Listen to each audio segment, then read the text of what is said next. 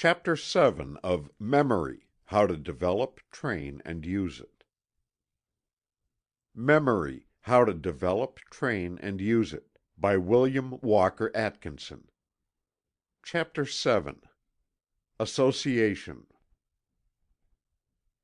In the preceding chapters we have seen that in order that a thing may be remembered, it must be impressed clearly upon the mind in the first place, and that in order to obtain a clear impression there must be a manifestation of attention.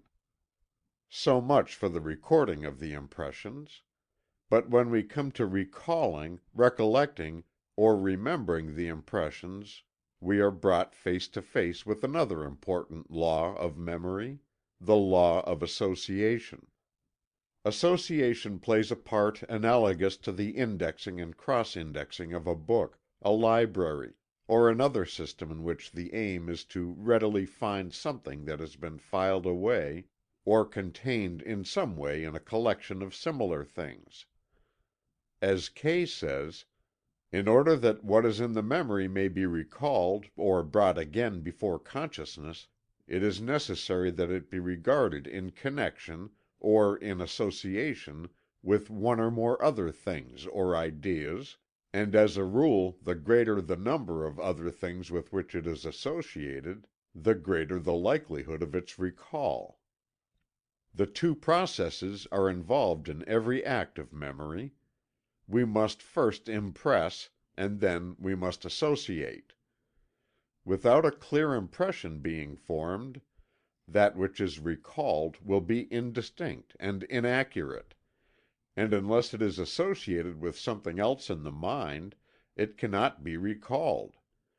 If we may suppose an idea existing in the mind by itself, unconnected with any other idea, its recall would be impossible.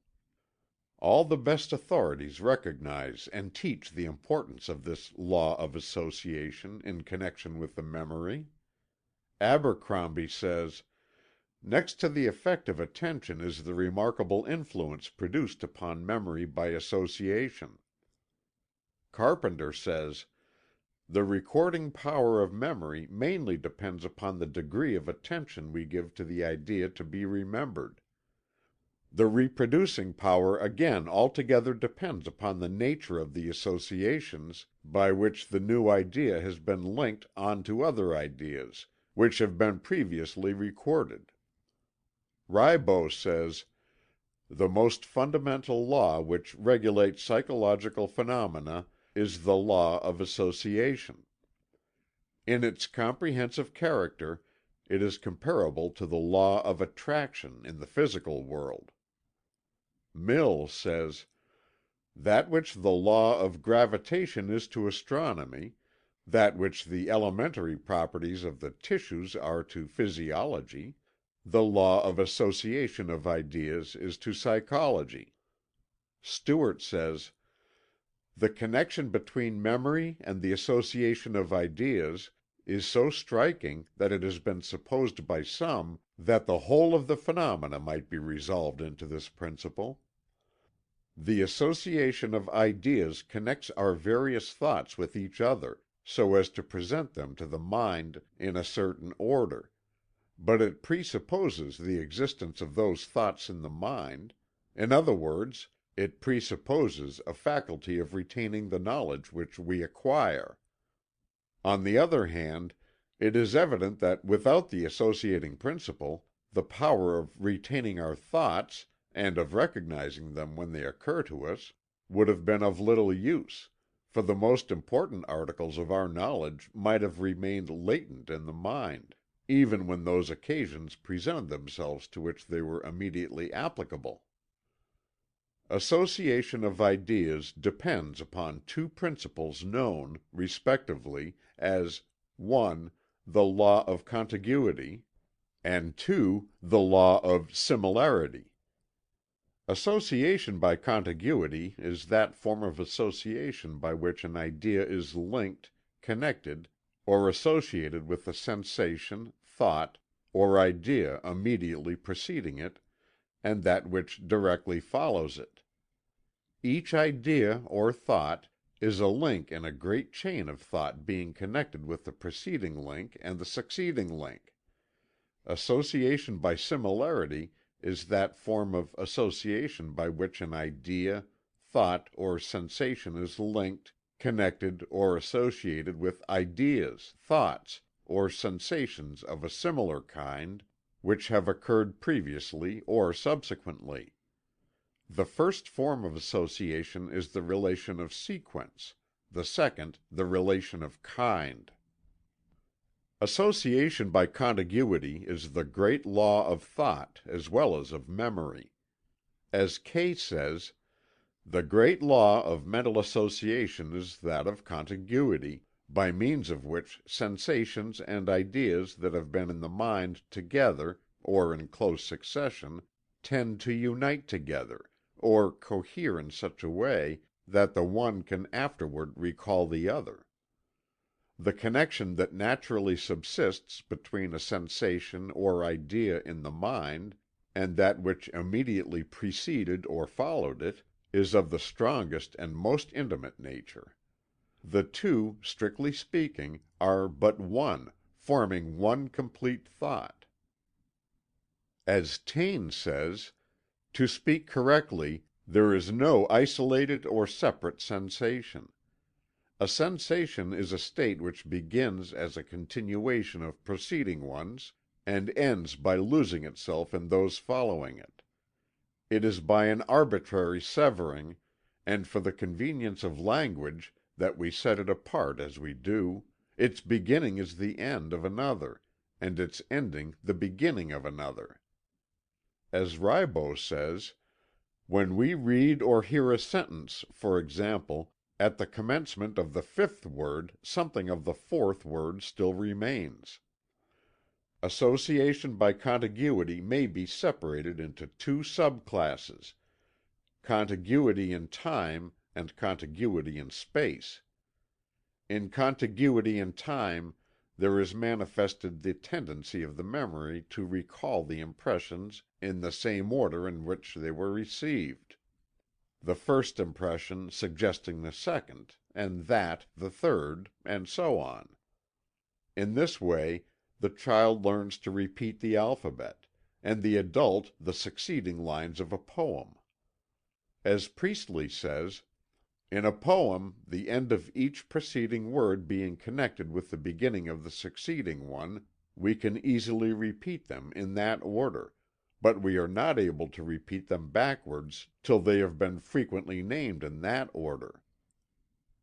Memory of words, or groups of words, depends upon this form of contiguous association. Some persons are able to repeat long poems from beginning to end, with perfect ease, but are unable to repeat any particular sentence or verse without working down to it from the beginning. Contiguity in space is manifested in forms of recollection or remembrance by position. Thus, by remembering the things connected with the position of a particular thing, we are enabled to recall the thing itself. As we have seen in a preceding chapter, some forms of memory systems have been based on this law. If you will recall some house or room in which you have been, you will find that you will remember one object after another in the order of the relative positions, or contiguity in space or position. Beginning with the front hall, you may travel in memory from one room to another, recalling each with the objects it contains, according to the degree of attention you bestowed upon them originally.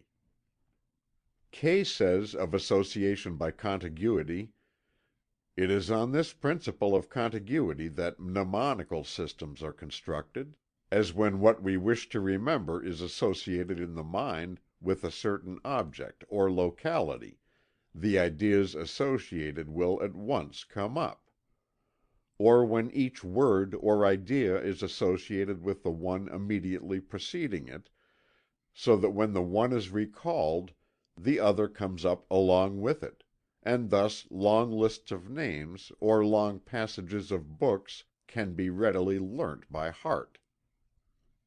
From the foregoing, it will be seen that it is of great importance that we correlate our impressions with those preceding and following. The more closely knitted together our impressions are, the more closely will they cohere, and the greater will be the facility of remembering or recollecting them. We should endeavor to form our impressions of things so that they will be associated with other impressions, in time and space. Every other thing that is associated in the mind with a given thing serves as a loose end of memory, which if once grasped and followed up will lead us to the thing we desire to recall to mind. Association by similarity is the linking together of impressions of a similar kind, irrespective of time and place. Carpenter expresses it as follows: "The law of similarity expresses the general fact that any present state of consciousness tends to revive previous states which are similar to it. Rational or philosophical association is when a fact or statement on which the attention is fixed is associated with some fact previously known, to which it has a relation, or with some object which it is calculated to illustrate."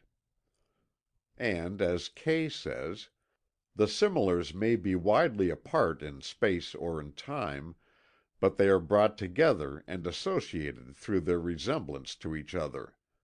Thus a circumstance of today may recall circumstances of a similar nature that occurred perhaps at very different times, and they will become associated together in the mind, so that afterwards the presence of one will tend to recall the others." Abercrombie says of this phase of association: "The habit of correct association, that is, connecting facts in the mind according to their true relations, and to the manner in which they tend to illustrate each other, is one of the principal means of improving the memory, particularly that kind of memory which is an essential quality of a cultivated mind, namely, that which is founded not upon incidental connections, but on true and important relations." As Beattie says: "The more relations or likenesses that we find or can establish between objects, the more easily will the view of one lead us to recollect the rest." And, as Kay says: "In order to fix a thing in the memory, we must associate it with something in the mind already, and the more closely that which we wish to remember resembles that with which it is associated, the better it is fixed in the memory, and the more readily it is recalled. If the two strongly resemble each other, or are not to be distinguished from each other, then the association is of the strongest kind. The memory is able to retain and replace a vastly greater number of ideas, if they are associated or arranged in some principle of similarity, than if they are presented merely as isolated facts. It is not by the multitude of ideas, but the want of arrangement among them, that the memory is burdened and its powers weakened. As Arnott says: "The ignorant man may be said to have charged his 100 hooks of knowledge (to use a rude simile) with single objects, while the informed man makes each hook support a long chain to which thousands of kindred and useful things are attached." We ask each student of this book to acquaint himself with a general idea of the working features of the law of association as given in this chapter, for the reason that much of the instruction to be given under the head of the several phases and classes of memory is based upon an application of the law of association in connection with the law of attention. These fundamental principles should be clearly grasped before one proceeds to the details of practice and exercise. One should know not only how to use the mind and memory in certain ways, but also why it is to be used in that particular way. By understanding the reason of it, one is better able to follow out the directions. Chapter 8